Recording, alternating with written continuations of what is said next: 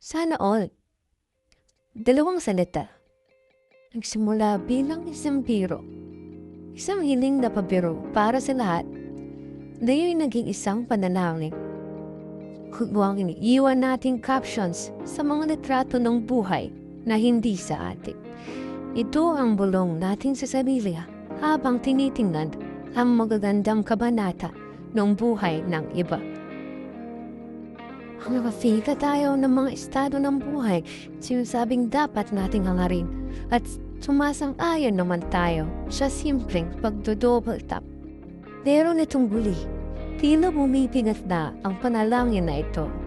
Hindi na parang hiling, kundi parang isang sentensya ng pagkakautang. Tayo na yata ang pinakoniktadong henerasyon sa kasaysayan. Pero bakit parang tayo pa yata ang napag-iiwanan? Ang paghahamping sa iba, ang makina, at ang ating mga feet ang nagsisirbing gasolina. Sinubungkol natin ang maraming oras sa panonood sa mga hindi naman natin kakilala na namumuhay ng sadan. Pagkatapos ibaling ang ating tingin mula sa mga screen, haharapin ang sariling nating katotohanan. Ang overtime na kailangang tapusin, ang mahabang biyahe pa uwi, ang mga bayarin sa ibabaw ng mesa, at dahan-dahang lumalatay ang isang pamilyar na kaba, isang pakiramdam na kulang, hindi sapat. Saka hinahabol natin ang pakiramdam. Sinusubukan nating bilhin ang lunas sa ating pagkabalisa.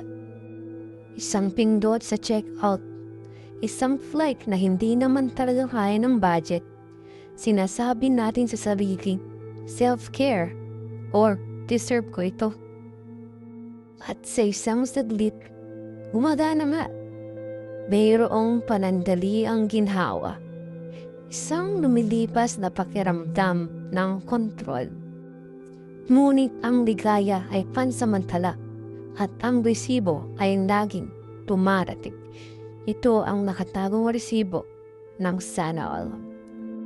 Hindi ito nakalimbag sa papel. Ipinambabayad natin ang ating peace of mind na parang barya lang. Ito ang dahilan kung bakit halos kalahati sa atin ay balisa sa personal na utang.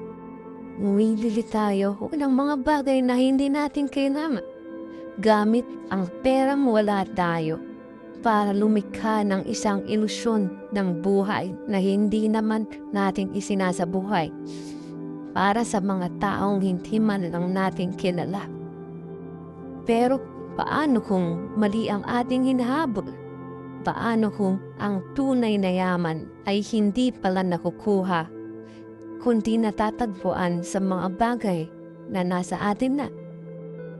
Paano kung ang tunay na yaman ay ang lalim ng ating mga ugnayan, hindi ang estado ng ating ipinapakita? Paano kung ito ay ang kasiyahan sa kung anong meron tayo, sa halip na ang walang katapusang paghahangad sa kung ano ang bago? Paano kung ang yaman ay ang kalayaan mula sa walang katapusang paghahangad? At higit sa lahat, paano kung ang tunay na yaman ay ang inner peace? Isang paninindigan na mamuhay ayon sa iyong mga prinsipyo, hindi ayon sa iyong credit limit. Ang resibo ng sana all ay isang utang na hindi sa pera ang kabayaran. Ngunit ang tunay na yaman ay matatagpuan kapag napagtanto nating wala tayong kailangang patunayan. Ito ay ang buong pag-aari sa kung ano na ang tunay na sa atin.